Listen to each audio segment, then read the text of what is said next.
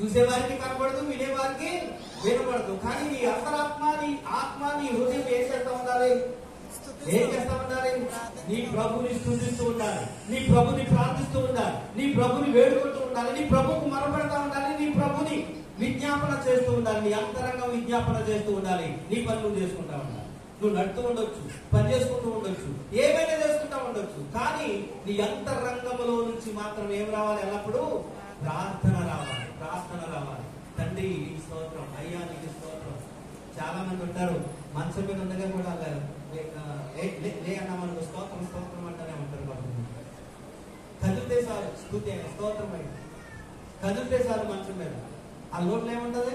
స్తోత్రం తండ్రి, స్తోత్రం. మా పాస్టర్ గారిని కదిలించేందుకు స్తోత్రం స్తోత్రం ఏసే స్తోత్రం అంటారు. నిద్రతో కదిలిస్తే అంటే వారి ఆత్మ ఏం చేస్తా ఉంటుంది? అదే అలా చేయకపోతే కొంతమంది ఏంటి ఉలిపిపండి ఇది కాదు. లోపల ఏం జరుగుతూ ఉండాలి? ప్రార్థన దూపము వేస్తూ ఉండాలి. అంతరంగంలో ప్రార్థన దూపం వస్తూనే ఉండాలి, వస్తానే ఉండాలి. కానీ నీ పని నువ్వు చేసుకుంటానే ఉండాలి. నువ్వు పడుకుంటావో, నిద్రపోతావో, కూరగాయలు కోసుకుంటావో, వ్యవసాయం పనికి వెళ్తావో, తాపి పనికి వెళ్తావో, లేకపోతే నడుచుకుంటూ వెళ్తున్నావో, లేకపోతే ఫ్యాక్టరీలోకి వెళ్ళి ఏదైనా తుడుస్తున్నావో, ఏదైనా కడుగుతున్నావో, ఏదైనా చేస్తున్నావో, అది చేస్తూ కూడా నీ అంతరంగంలో ఏమి రావాలి? నీ తండ్రి అయిన దేవుడిని స్తుతిస్తూ ఉండాలి. అదే మెలుగు కలిగి ఉండడం. యేసు ప్రభు వారి యొక్క రాకడకు అదే నిన్ను సిద్ధపరిచేది. ఆ స్తుతి, ఆ ఆరాధన, ఆ ప్రార్థన నిన్ను దేవుని యొక్క రాకడకు ఏం చేస్తా ఉంటుందో తెలుసా? సిద్ధపరుస్తూ ఉంటుంది, నిన్ను సంసిద్ధులుగా చేస్తూ ఉంటారు. పవిత్రమైన జీవితం ఎవరైతే కలిగి ఉంటారో వారు ఏం చేస్తారంటే ఎల్లప్పుడూ ఏం చేస్తారు? వాళ్ళు ప్రార్థన చేస్తారు. పవిత్రమైన జీవితాన్ని ఎవరైతే కలిగి ఉంటారో వారు మాత్రమే ఏం చేస్తారు? ఎల్లప్పుడూ చెప్పండి, ఏం చేస్తారు?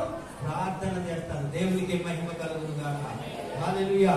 మూడవది కూడా మనం చూద్దాం, చూడండి.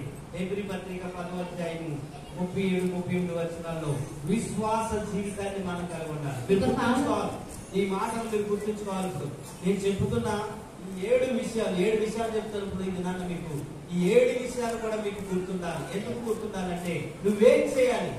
యేసు ప్రభు వారి యొక్క రాకడకు నువ్వు సిద్ధపడి ఉండాలంటే నువ్వేం చేయాలి? ప్రతి ఒక్కరు నోట్స్ తెచ్చుకుంటే రాసుకోండి, అది మీరు గుర్తు పెట్టుకుంటారు, అది చదువుకోండి. నేనేం చేయాలి నా ప్రభువు రాకడికి? నేను ఎలా జీవించాలి నా ప్రభువు రాకడికి? నేనేం చేస్తే నా ప్రభు రాకడో నేను ఎత్తబడేదాకా ఉంటాను అని మీకు తెలియాలంటే మీరు విన్నది రాసుకుంటే ఎప్పుడైనా మీరు దాన్ని చూసి ఏం చేయొచ్చు? చదువుకోవచ్చు. నా ప్రభు రాకడికి నేను ఇలా చేయాలని మీకు గుర్తుకొస్తా ఉంటారు. దేవునికి మహిమ కలుగును గాక. హల్లెలూయా. మూడవది ఏం చేయాలంటే విశ్వాస జీవితాన్ని కలిగి ఉండాలి. విశ్వాస జీవితాన్ని కలిగి ఉండాలి. హెబ్రీ పత్రిక 10వ అధ్యాయము 37-38. ఇక కాలము బహు కొంచెముగా ఉన్నది. అమ్మ కాలం ఎలా ఉందంట? బహు కొంచెముగా ఉన్నది. చెప్పండి, కాలం ఎలా ఉంది? బహు కొంచెం. అది ఎంత నాకు తెలియదు. బహు కొంచెం, కాలము బహు కొంచెముగా ఉన్నది. వచ్చుచున్నవాడు ఆలస్యము చేయగా వచ్చుచున్నాడు. కాలము కొంచెమే ఉంది, వచ్చుచున్నవాడు ఏం చేయక వచ్చుతున్నాడంట? ఆలస్యము చేయగా వచ్చుచూ ఉన్నాడు. ఆయన ఎదుట నీతిమంతులైన వారు విశ్వాసమూలముగా జీవించును. దేవునికి మహిమ కలుగును గాక. ఆయన ఎదుట ఎవరు ఉండగలుగుతారంట? ఆయన వస్తున్నాడు, ఆలస్యం చేయడు. కొంచెం సమయం కొంచెమే ఉంది. వచ్చుచున్నవాడు ఆలస్యం చేయక వచ్చుచూ ఉన్నాడు. కాబట్టి ఆయన ఎదుట నీతిమంతులైనటువంటి వారు దేని వల్ల జీవిస్తారంట? విశ్వాసం వలన జీవిస్తారు. అంటే ఇప్పుడు నీలో ఏముండాలి? మనలో ఏముండాలి? మనలో విశ్వాసం ఉండాలి, పవిత్ర జీవితం ఉండాలి, ఎల్లప్పుడూ ప్రార్థన జీవితం ఉండాలి. మూడోది ఏముండాలి మన జీవితంలో? విశ్వాస జీవితం. విశ్వాసాన్ని కలిగి ఉండాలి. విశ్వాసాన్ని కోల్పోకూడదు, నమ్మికను కోల్పోకూడదు. నీ నమ్మిక కోల్పోకూడదు, నీ విశ్వాసాన్ని కోల్పోకూడదు. అవన్నిటిని కలిగి ఉండాలి. విశ్వాసాన్ని కలిగి ఉండాలి. నా ప్రభు నమ్మదగిన వాడు, నా కొరకు రాబోతూ ఉన్నాడు, ఆయన నన్ను తనతో పాటు తీసుకోబోతూ ఉన్నాడు. ఒకవేళ నా జీవితాన్ని ఇప్పుడు ముగించేశాను, ముగించిపోయినా నేను ఎక్కడికి వెళ్తాను? ఇప్పుడు నా ప్రభు దగ్గరికి నేను వెళ్తాననేటువంటి విశ్వాసము ఏం చేయాలి? మీలో ఉన్నప్పుడు మాత్రమే మీరు వెళ్తారు. ఆ విశ్వాసం లేకుండా వెళ్ళలేదు. అందుకనే యేసయ్య అంటాడు, మీలో ఎంత ఉంది కాదండి అమ్మ, ఆవగింజంత విశ్వాసం ఉన్నా ఈ పంటను పోయి వెళ్ళి సముద్రంలో పడమంటది పడుతుంది అన్నాడు. విశ్వాసం ద్వారా జరుగుతుంది ఆ పని. ఆ పని ఎలా జరుగుతుంది? అది ఎలా సముద్రంలో పడుతుంది? ఆ పండేటి సముద్రం ఎలా పడుతుంది? నీ శక్తి, నీ సామర్థ్యమా, లేకపోతే క్రేన్ తీసుకెళ్ళావా, లేకపోతే కొండను తీసుకెళ్లే దానికి ఏదైనా మిషన్ ఉందా నీ దగ్గర? ఆ మిషన్ తో దాన్ని తొలిసేసి మొత్తం సముద్రం వేసేటాయి. ఏది లేదు. ఏముంది నీ దగ్గర? ఏముండాలి నీ దగ్గర? విశ్వాసం ఉంటే చాలు నీ దగ్గర, నమ్మిక ఉంటే చాలు నీ దగ్గర. అంటే యేసు ప్రభు వారు మరొక మాట అన్నాడు. ఎవరితో? మరి మార్పుతో నమ్ముట నీ వలన అయితే. ఏమన్నా? నమ్ముట నీ వలన అయితే, నమ్మువానికి సమస్తము సాధ్యమే. దేవునికే మహిమ కలుగునుగా. హల్లెలూయా. నేను ప్రభుతో ఉంటాను ఎల్లప్పుడు. నా ప్రభు సమర్థుడు, నా ప్రభు శక్తివంతుడు. ఆయన నా కొరకు రక్షణ సిద్ధపరిచాడు, నా కొరకు ఆరోహణై వెళ్ళాడు పరలోకానికి, మళ్ళా నా కొరకు తిరిగి రాబోతూ ఉన్నాడు. ఆయనతో పాటు నేను సదాకాలం ఉంటాననేటువంటి విశ్వాసాన్ని నీ జీవితంలో కోల్పోకూడదు. అది ఎల్లప్పుడు నువ్వు కలిగి ఉన్నప్పుడు, ఆ విశ్వాస జీవితాన్ని ఎప్పుడైతే నువ్వు కొనసాగిస్తూ ఉన్నావో, అప్పుడు నీ తనువు సాధించిన, నీ జీవితం ముగించిన, నువ్వు ఎక్కడికి వెళ్తావు? ఎక్కడికి వెళ్తావు నువ్వు? అమ్మ ఎక్కడికి వెళ్తావు? పరలోక రాజ్యానికి, పరదేశం, దేవుని యొద్దకు నువ్వు వెళ్తావు. కాబట్టి విశ్వాసాన్ని మనం కోల్పోకూడదు. కొంతమంది బ్యాక్ స్లైడర్ అవుతా ఉంటారు, అంటే తిరిగిపోతా ఉంటారు. వస్తారు, నమ్ముతారు, ఏదో ఆశించి వస్తారు, ఏదో కోరుకుని వస్తారు. వాళ్ళు ఆశించింది, వాళ్ళు కోరింది దేవుడు ఇవ్వడం కొంతకాలం. ఎందుకంటే వాళ్ళు ఎలాంటి వాళ్ళు, అసలు ఎందుకు వచ్చారో ఆయనకి బాగా తెలుసు, దేవునికి బాగా తెలుసు. నువ్వు ఎందుకు వచ్చావో తెలుసు, ఏం ఆశిస్తున్నావో తెలుసు, నీకు ఏం దొరికితే మళ్ళీ వెళ్ళిపోతావో నీకు బాగా తెలుసు. అందుకని దేవుడు ఏం చేస్తాడంటే ఇవ్వకుండా ఉంటాడు. అప్పుడు ఏమంటారో తెలుసా కొంతమంది, ఏం దేవుడు అమ్మమ్మ ఆయన దేవుడు ఏం చేశాడు నాకు వస్తే అని చెప్పేసి మళ్ళీ వెనక్కి వెళ్ళిపోతారు. ప్రార్థనకు రమ్మంటే రారు, దేవుడి దగ్గరికి రమ్మంటే రారు, దేవుడి మందిరానికి రమ్మంటే రారు కొంతమంది. అటువంటి వారు వెనక్కి తిరిగి వెళ్ళిపోతారు. మరి వారి విశ్వాసాన్ని కాపాడుకున్నారా? మరి విశ్వాసం కలిగినటువంటి వారు కదా దేవుడి దగ్గరికి వెళ్ళేది. వారి విశ్వాసాన్ని ఏం చేశారు? పోగొట్టుకున్నారు. కాబట్టి వారు తిరిగి వెనక్కి వెళ్ళిపోయారు. కాబట్టి మనం విశ్వాసాన్ని మనము ఏం చేసుకోకూడదు, పోగొట్టుకోకూడదు. ఆ విశ్వాసాన్ని గట్టిగా పట్టుకోవాలి. మనం నమ్మిన దాన్ని మనం గట్టిగా పట్టుకోవాలి. మనం ప్రభు యందు విశ్వాసం ఉంచాలి. ఆ ప్రభుతో నేను సదాకాలం ఉంటానటువంటి నమ్మిక, విశ్వాసం ఎప్పుడైతే నీలో ఉంటుందో, ఆ విశ్వాస జీవితము దీన్ని ఎక్కడికి నడిపిస్తుంది? అమ్మ ఎక్కడ నడిపిస్తుంది ఆ విశ్వాస జీవితం? ప్రభు యొద్దకు నిన్ను నడిపిస్తారు. దేవునికి మహిమ కలుగును గాక. హల్లెలూయా, హల్లెలూయా. అందుకనే మనకి ఇంత ముందు ఒకసారి చెప్తాను. ఇప్పుడే ఒక అధ్యాయం అంతా విశ్వాస వీరుల గురించే ఉంది. ఏ బుక్, ఏ అధ్యాయం అమ్మ? ఏ బుక్, ఏ అధ్యాయము? ఎబ్రీ పత్రిక 11వ అధ్యాయం. మొత్తం ఆ అధ్యాయం అంతా కూడా ఏ వీరుల గురించి రాయబడింది? విశ్వాస వీరుల గురించి రాయబడింది. దేవునికి మహిమ కలుగును గాక. నీవు నేను విశ్వాస వీరులుగా ఉంటే నీకు నాకు ఒక దేవుడు ఒక పేజీ ఇస్తాడు. నీ విశ్వాసానికి నా విశ్వాసానికి ఒక పేజీ ఇస్తాడు. ఆయన అన్నాడా లేదా? ఒక స్త్రీతో అన్నాడా లేదా? అమ్మా నీ విశ్వాసము గొప్పది అని అన్నాడా లేదా? అమ్మ అన్నాడా లేదా? ఎవరితో? కనాను స్త్రీతో ఆమె యొక్క కుమార్తె నిమిత్తం వచ్చి ప్రభుని వేడుకున్నప్పుడు కుక్క పిల్లలకి నేను పెట్టనన్నాడు. ఆయన ఏమంటే కుక్క పిల్లలు కూడా బలమైనటువంటి బండి తీసుకుని ముక్కలో తింటాయి కదని అన్నారు. అప్పుడు ఏమన్నాడు ఆయన? అమ్మా నీ విశ్వాసము గొప్పది, దేవునికి మహిమ కలుగును గాక. హల్లెలూయా. అప్పుడు ఈ గడియలోనే నీ కుమార్తె స్వస్థత పొందుతుందని చెప్పాడు. ఆమె ఇంటికి వెళ్ళినప్పుడు ఆ గడియలోనే ఆమె స్వస్థత పొందింది. దేవునికి మహిమ కలుగును గాక. హల్లెలూయా. కాబట్టి ప్రియ దేవుని పిల్లలారా, మన విశ్వాసాన్ని పోగొట్టుకోకూడదు. నువ్వు ఏదైనా అడుగుతున్నావా, ఏదైనా దేనికోసం మనం ఆశిస్తున్నావా, అది జరుగుతుంది. జరిగేదాకా నువ్వేం చేయాలి? జరిగేదాకా జరిగిన తర్వాత వదిలేమని కాదు, జరిగినా జరగకపోయినా ఏం చేయాలి?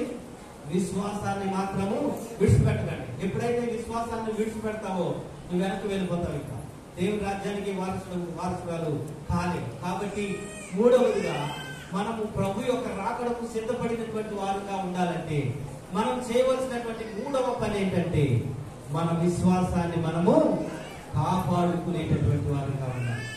ఈ విశ్వాసాన్ని దొంగిలించే ప్రయత్నాలు చాలా ఉంటాయి. ఎవరు దొంగిలిస్తారు చెప్పండి? విశ్వాసాన్ని దొంగిలించేవాడు అన్నాడు, తప్పించేవాడు. నిన్ను మరుగు కొలిపేవాడు, నిన్ను మసిపూసి మరడిగా చేసేవాడు, విశ్వాసంలో నుంచి తప్పించేవాడు ఒకడు ఉన్నాడు. ఎవడు వాడు? అమ్మ ఎవడు? సాతాను. కాబట్టి నువ్వు మెలుగు కలిగి ఏం చేయాలి? ఎల్లప్పుడూ ప్రార్థన చేస్తూ ఉంటే నీ దగ్గరికి వాడు రాలేడు. నువ్వు ప్రార్థన చేస్తూ ఉంటే వాడు నీ దగ్గరికి రాలేడు. ఎందుకంటే నీ అంతరంగంలో ఏమవుతుంది? మండుతుంది. దూపం వేస్తా ఉన్నావు. ఈ ధూపానికి వాడు నీ దగ్గరికి రాలేడు, నిన్ను శోధించలేడు. కాబట్టి నీ విశ్వాసం పోదు, నీ విశ్వాసాన్ని భద్రంగా కాపాడుకోగలుగుతావు. కాబట్టి మొదటిగా మనం దేవునితో పాటు ఎత్తబడే వారుగా ఉండాలంటే ఎటువంటి జీవితాన్ని కలిగి ఉండాలి? పవిత్రమైనటువంటి జీవితాన్ని మనం కలిగి ఉండాలి. అంటే పాపాన్ని విడిచిపెట్టినటువంటి వారుగా ఉండాలి. రెండవది, ఏ జీవితం కలిగి ఉండాలి? ఎల్లప్పుడూ ప్రార్థన జీవితాన్ని మనం కలిగి ఉండాలి. ప్రార్థన అంటే ఉత్తు ప్రార్థన కాదు, ఎల్లప్పుడూ చేసేటటువంటి ప్రార్థన. మాటల్లో అర్థం ఉంటుంది, అర్థం ప్రకారంగా మనం చేయాలి. ఇప్పుడు ప్రార్థన ఇప్పుడు చేస్తాం, వెళ్ళిపోతాం, మళ్ళీ లోకంలో కలిసిపోతాం, వెళ్ళిప్పుడు సాయంత్రం పడుకునేటప్పుడు చేస్తామేమో. అది కాదు ఆయనకి కావాల్సిన ప్రార్థన, ఎల్లప్పుడూ చేసేటటువంటి ప్రార్థన. మూడవది, ఎటువంటి జీవితాన్ని కలిగి ఉండాలి? విశ్వాస జీవితాన్ని నువ్వు కలిగి ఉంటే ఏమవుతావు? అప్పుడు ఏమవుతావు? ఆయన రాకడకు సిద్ధపడినటువంటి సంసిద్ధత కలిగినటువంటి వాడుగా తానుగా నీవు ఉంటావు. దేవునికి మహిమ కలుగును గాక. నాలుగవ విషయాన్ని కూడా మనం చూద్దాం. ఎఫ్రీ పత్రిక 10వ అధ్యాయము 24-25 కలిపి ఉంటాయి. ఆ రెండు సార్లు అమ్మ వినండి, మరొకసారి చెప్తున్నాను. రిఫరెన్స్ ఎఫ్రీ పత్రిక 10వ అధ్యాయము 24-25 వచనాలు. కొందరు మానుకొనుచున్నట్టుగా సమాజముగా కూడట మానక,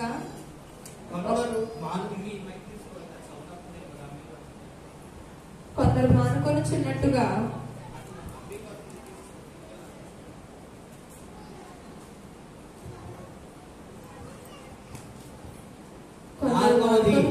నాలుగో విషయం, మనం సంసిద్ధులుగా ఉండాలి. ఆయన రాకడలో ఎత్తబడేటటువంటి వారిగా ఉండాలంటే నాలుగో విషయం. అక్కడ పిల్లలందరూ ఏం చేస్తున్నారు? ప్రసాద్ గారు పిల్లలందరూ ఏం చేస్తున్నారు? అది పారిపోతున్నారు కూడా మాట.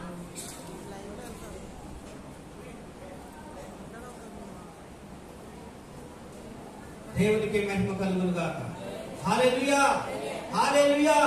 నాలుగవదిగా మనం దేవుని రాకడలో ఎత్తబడేటటువంటి సంసిద్ధత కలిగినటువంటి వారిగా ఉండాలంటే ఏం చేయాలన్నది ఎఫ్రీ పత్రికలో అపోస్తలుడైనటువంటి పౌలు తెలియజేస్తా ఉన్నాడు. 10వ అధ్యాయం 24-25 వచనాలు చదివితే అక్కడ కొందరు మానుకొనుచున్నట్టుగా సమాజముగా కూడుకొనుట మానుకొనక ఒకరినొకరు హెచ్చరించుకొనుచు ఆ దినము సమీపించిన కొలది మరి ఎక్కువగా అలాగూ చేయవలెను. దేవునికి మహిమ కలుగును గాక. హల్లెలూయా. ఏం చేయమంటాడండి? ఎటువంటి జీవితాన్ని కలిగి ఉండాలి మనం? ఆయన రాకడకు సిద్ధపడినటువంటి వారంగా ఉండాలి అంటే నాలుగవదిగా ఎటువంటి జీవితాన్ని మనం కలిగి ఉండాలి? చెప్పండి. ఇక్కడ చెప్తున్నాడు కదా, ఎటువంటి జీవితం? సహవాస జీవితం. ఎటువంటి జీవితం? సహవాసం జీవితం. కొందరు మానుకొనుచున్నట్లుగా ఆ దినము సమీపించుతున్న ప్రతి మరీ ఎక్కువగా మీరు కూడుకోవాలి. ఎలాగా? సమాజంగా కూడుకోవాలి, సంఘంగా కూడుకోవాలి, సహవాసంగా మనం కూడుకోవాలి. ఇలాగే మనం ప్రతిరోజు కూడుకోవాలి. ఆ దినాల్లో ఏం చేశారు? ఆది అపోస్తలులు కానీ ఆదిమ సంఘం కానీ ఏం చేస్తా ఉండేది ప్రతిరోజు? ఏం చేస్తా ఉండేది ప్రతిరోజు? అపోస్తల కార్యాల గ్రంథం 2వ అధ్యాయం 44-42 ఉంటుంది అన్నమాట. అక్కడ ఏం చేస్తా ఉండేది? ప్రతిరోజు విశ్వసించిన వారందరూ ఏకముగా కూడి తమకు కలిగినంతయు సమస్తంగా ఉంచుకొనిరి. ఇదియుగాక వారు తమ చరస్థిరాస్తులను అమ్మి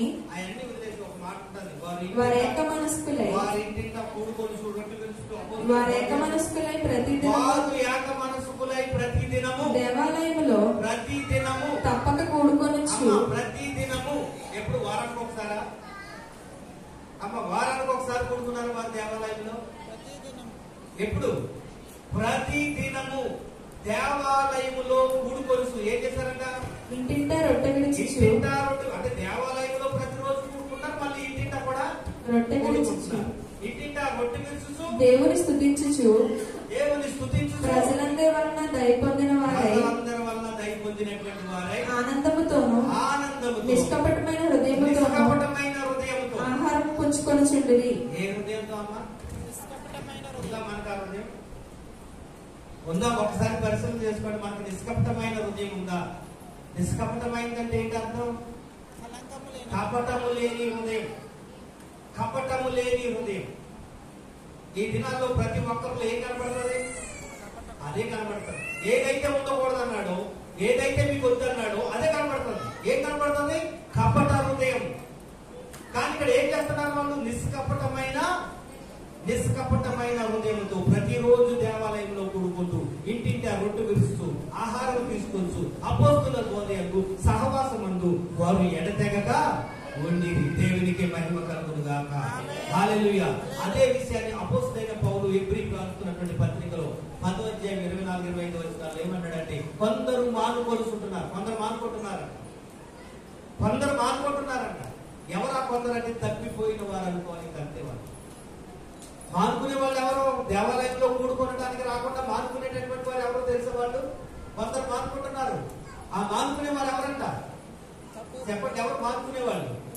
వారిని తప్పిపోయిన వారి లిస్ట్ లో వేయాలి. మనం దేవుని రాజ్యానికి వెళ్ళలేనటువంటి వారి లిస్ట్ లో వారిని వేయాలి. వారు మానుకుంటున్నారు, కానీ మీరు మానుకోవద్దు. ఆ దినము ప్రభు దినము సమీపించుతూ ఉన్నది కనుక మీరు మరీ ఎక్కువగా కూడుకోవాలి. ఒకరోజు 1 గంట కాదు, 2 గంటలు కాదు, మరీ ఎక్కువగా కూడుకోవాలి. 3 గంటలు 4 గంటలు కూడుకొని ఏం చేయాలి? ప్రార్థన చేయండి, సిద్ధపడండి, వాక్యాన్ని ధ్యానించండి, వాక్యపు వెలుగులో నడవండి, విశ్వాస జీవితాన్ని కొనసాగించండి, పవిత్రమైన జీవితాన్ని నేర్చుకోనండి. ఆ విషయాన్ని చేయమంటున్నాడు అపోస్తలుడైనటువంటి పౌలు. కాబట్టి మనం మానుకుంటే ఏ విధంగా అవుతాం? మనము మానుకునే వారంగా ఉంటే ఎక్కడ ఏ లిస్ట్ లో ఉంటాము? మానుకునే వారంగా ఉంటే ఏ లిస్ట్ లో ఉన్నాం? మనం తప్పిపోయిన వారి లిస్ట్ లో. ఎందుకు తప్పిపోయాము? ప్రభు రాకడలో ఎత్తబడకుండా తప్పిపోయిన వారి లిస్ట్ లో మనం ఉంటాం. కాబట్టి మనం తప్పిపోకుండా ఉండాలి. ఆయన వచ్చినప్పుడు ఆయనతో పాటు మనం ఎత్తబడే వారిగా ఉండాలంటే మనము మానుకొనక ఏం చేయాలంటే సమాజముగా మనము కూడుకోవాలి. దేవునికి మహిమ కలుగును గాక.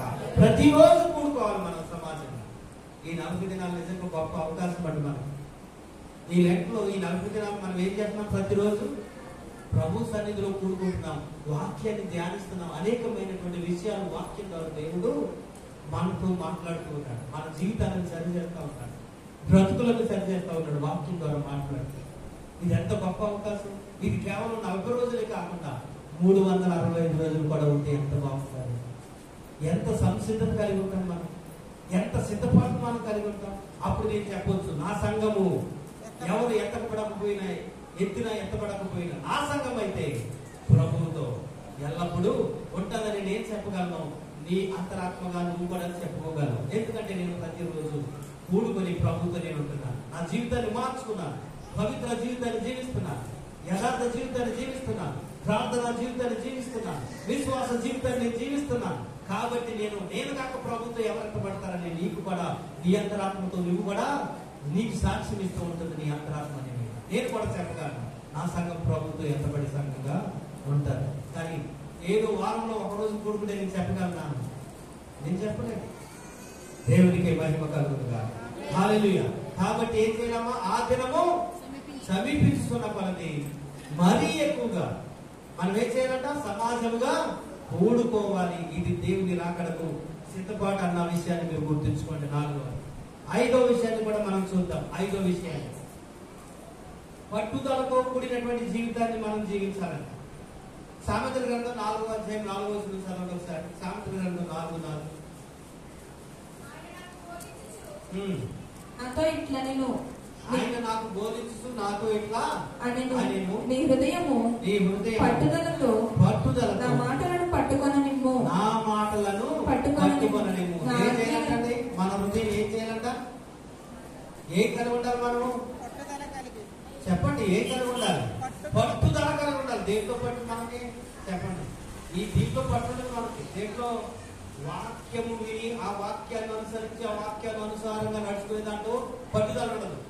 కొన్నింటిలో మనకు పంతాలు పట్టింపులు బాగా ఉంటాయి, కొన్నింటిలో మనకు పంతాలు ఉంటాయి, పట్టింపులు కూడా బాగా ఉంటాయి. ఏంటి చెప్పండి? మీకు కొన్నింటిలో పట్టుదల కలిగి ఉంటారు. చెప్పండి ఏ విషయాల్లో? నేను ఆమెతో మాట్లాడను, నా ప్రాణం పోయినా మాట్లాడను. ఒక ఆయనతో మన అక్కడ చనిపోయింది. మార్తాను గారు కదా, వాళ్ళ ఇంటి పేరు ఏదో ఉంది, ఎంగపల్లి మార్తాను చనిపోయినారు. వారి యొక్క కోడలు గారి యొక్క తండ్రి ఆయన వచ్చారు. మాట్లాడి ఎవరితో, కూతురుతో మాట్లాడేది, అల్లుడితో మాట్లాడేది. నేను ఎందుకు పక్కన చూశాను, వాళ్ళని దర్శిస్తే ఆ మాటది మా నాన్న వచ్చాడు నాతో మాట్లాడు. ఆయన అంటున్నాడు మా మామూలు వచ్చాడు నాతో. నాకు ఆశ్చర్యమే. నేను అప్పుడు మళ్ళీ ఆ దర్శక రోడ్డమ్మా నువ్వు ఒకసారి బయటికి వెళ్తానని చెప్పేసి ఈ మహానుభావుడి దగ్గర వచ్చాను. ఈ మహానుభావుడి దగ్గరికి వస్తే నా ప్రాణం పోయిన దాంతో మాట్లాడు. ఏమంటాడు, ఏంటి బాబు, ఏంటిది నువ్వు ఎట్టుకొచ్చాను ఇక్కడికి, ఇంటి జరుసుకున్న వాళ్ళని పోవడం కంటే ప్రారంభించిన వాళ్ళని పోవడం మంచిదన్నా. సరే ఓకే వచ్చాను. మరి వచ్చినప్పుడు ఏం చేయాలి నువ్వు? నీ కూతురే కదా పరామర్శించాలి కదా, నీ అల్లుడే కదా పరామర్శించాలి కదా, ఏంటి నీ స్థితి ఏంటి అని అడిగితే ఒరే దాని గురించి నీకు తెలియదు అన్నట్టు. నా ప్రాణం పోయిన దాంతో మాట్లాడాలి. ఏంటిగా దీంట్లో పట్టింపులంటే మనకు పట్టుదల పట్టుదల, కానీ దేవుడి కోసం పట్టుదల ఉండదు మనకి. మన ఉదయం ఆయన మాటల మీద పట్టుదల ఉండదు, ఆయన మాటలు మీద ఆ మాటల ప్రకారంగా నడుచుకోవాలని పట్టుదల మనకు ఉండదు. ఏది పట్టుదల? దాంతో ప్రాణం పోయిన మాట్లాడు. చిరాకు వచ్చింది, నాకు తిట్టారు. తిరిగి అప్పుడు వెళ్ళాడు మాట్లాడతాను, కానీ అమ్మతో మాట్లాడించాడు, అల్లుడితో మాట్లాడించాడు కదా, అమ్మతో మాట్లాడాడు, అల్లుడితో మాట్లాడించాడు కదా, అమ్మతో మాట్లాడాడు. ఏమైంది అల్లడి వచ్చాడమ్మా, వచ్చాడు మాట్లాడేదా మాట్లాడలేదు. నీకు ఇంత చెప్పినట్టు మాట్లాడలేదు అనుకుంటుంది. ఆయన అడిగారు నాతో మాట్లాడారు. నా అల్లుడు మంచోడంట, కానీ కూతురు మరి ఎలా ఎలా సంతానం చేస్తాను, ఏం మాట్లాడి ఇటువంటి ఇంట్లో పట్టుదల పడతారు మనకి. దాంతో నీ ప్రాణం పోయినా మాట్లాడు, నాతో నీ ప్రాణం పోయినా మాట్లాడు, నీతో ప్రాణం పోయినా మాట్లాడు. పట్టుదల ఎంత పట్టుదల, ఎక్కడ దేవుడు రాజ్యాన్ని వెళ్ళకుండా ఉంటాను, నిచ్చిన అడగానికి వెళ్ళిపోవడానికి. రాత్రి చెప్పాను మీకు, సహోదరుడిని ప్రేమించకపోతే ఎక్కడ నిలుచుంటాడంటే వాడు మరణంలో నిలుచున్నాడు అనుకోవాలి. సహోదరుని ప్రేమించకపోతే మరణంలో నిలుచుంటే, కూతుర్ని కొడుకుని తండ్రిని చెల్లిని అక్కని కమ్ముని ప్రేమించకపోతే నీ పరిస్థితి ఏంటి? ఎక్కడ నిలుచున్నాడు? భయంకరమైనటువంటి నరకాగ్నిలో నువ్వు నిలిచినటువంటి వాడు కాదు. ఇక్కడ ఏం చెప్తుంది సామెత 4:4లో? వాక్యాన్ని విని ఆ వాక్యాన్ని నీ హృదయంలో చేర్చుకొని ఆ వాక్య ప్రకారంగా జీవించడానికి నువ్వేం చేయాలి? పట్టుదల కలిగి ఉండు, పట్టుదల కలిగి ఉండు. అప్పుడు నువ్వు దేవుని రాజ్యానికి వారసుడు అవుతావు. మనం వింటున్నాం, దేవుని వాక్యాన్ని వింటున్నాం, ప్రతిరోజు బోధిస్తా ఉన్నాం, ప్రతిరోజు మీరు వింటున్నారు. విని ఎంతవరకు మీ జీవితాలు సరి చేసుకుంటున్నారు, ఎంతవరకు చక్క పెట్టుకుంటున్నారు? ఇక్కడ విని ఒక మాట ఉంది, నేను అనుకోదు కానీ మీరు కుక్కుంది కదా, అది ఏం చేస్తే బూడిదలో పడుకుంటారు, పొయ్యిలోనే పడుకుంటారు, పొయ్యి బూడిదే కదా. ఆ బూడి మళ్ళీ ఏం చేస్తే చెప్పండి, వెంటనే తెల్లారు వేసినట్టు ఏం చేస్తే అమ్మ ఏం చేస్తే చెప్పండి, వెంటనే మనం అప్పుడు మనం స్నానం చేసినప్పుడు దీనికి ఎలా పోయింది అనుకుంటాను, అది వేసిపెట్టి తులిపేసుకుంటుంది, మొత్తం వెళ్ళిపోదు. అంటే ఇక్కడ మనం వాక్యం వింటాము, విని ఏం చేస్తాం, ఇక్కడే దాన్ని దొంగలు చేసుకుంటాం, బయటికి వెళ్ళి ఇంకా మొదలెడతాం, పురాణం మొదలెడతాం, ఒకరి మీద ఒకరు దుమ్మెత్తిపోసుకుంటాం, ఒకరు పడని, ఒకరికి గిట్టరు, ఒకరంటే ఒకరు అసూయ. ఇదా పట్టుదల మనకి? దేని ఎందుకు పట్టుదల కలిగి ఉండమన్నాడు? వాక్యాన్ని విని ఆ వాక్యాన్ని అనుసరించి నడిచే విషయంలో పట్టుదల కలిగి ఉండండి. ఇటుదంత కాదు మనం పట్టుదల కలిగి ఉండవచ్చు. దేవునికి మహిమ కలుగుతుందా? మరొక మాట, రోమపత్రిక 12:12 కొడతారు త్వరగా, టైం అయిపోతుంది అనుకండి తొందరగా. రోమపత్రిక 12:12 నిరీక్షణ గలవారై సంతోషించుచు శ్రమయందు ఓర్పు గలవారై ప్రార్థనయందు పట్టుదల కలిగి ఉండుడి. దేని ఎంతమ్మా పట్టుదల? అమ్మ దేని ఎందు పట్టుదల కలిగి ఉండాలి మనం? ప్రార్థన యందు, వాక్యాన్ని అనుసరించి నడిచేందుకు మనకు పట్టుదల కలిగి ఉండాలి. రెండోది దేని ఎందు పట్టుదల కలిగి ఉండాలి? ప్రార్థన యందు పట్టుదల కలిగి ఉండాలి. మరి ప్రార్థన చేయమంటే మీరు ఎవరు చేస్తారు? కొంతమందిని అడుగుతున్నాను, ఎవరు చేయలేదు ప్రార్థన. మరి ఏం చెప్తుంది దేవుని వాక్యము? ప్రార్థన చేయడం ఏం కలిగి ఉండాలి? పట్టుదల కలిగి ఉన్న ప్రార్థన నేను ఎందుకు చేయకూడదు? నేను ప్రార్థన చేయాలి, ప్రార్థన చేయకపోతే నేను ప్రార్థన చేయాలనేటువంటి పట్టుదల నీకు ఎప్పుడైతే వస్తుందో ఏం చేయగలుగుతావు? ఇది ఏమన్నా బ్రహ్మ విద్య అండి? ఆమె ప్రార్థన చేయడం ఏమన్నా బ్రహ్మ విద్య?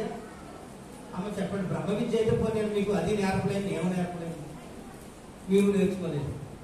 ప్రార్థన చేసేది తండ్రి ప్రభువా యేసయ్యా నన్ను దీవించడం రక్షించి నన్ను కాపాడు. ఈ మాటలు కూడా నీ నోట్లో నీకు రాకపోతే ఎందుకమ్మా జీవితం బ్రతికేందుకు? కాబట్టి వాక్యం ఏం చెప్తుందంటే నువ్వు ఎందులో పట్టుదల కలిగి ఉండాలి? వాక్యాన్ని విని ఆ వాక్య ప్రకారంగా నడుచుకునే విషయంలో పట్టుదల కలిగి ఉండు. ఇంకేం చేయాలి?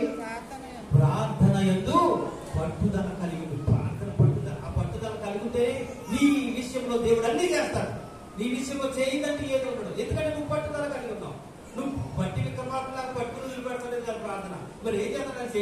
చేయి తప్పదైంది, అయ్యి బాబు ఈ ముందులేదు నన్ను అని చెప్పి ఏం చేస్తాడు? ఆయన చేయక తప్పదు.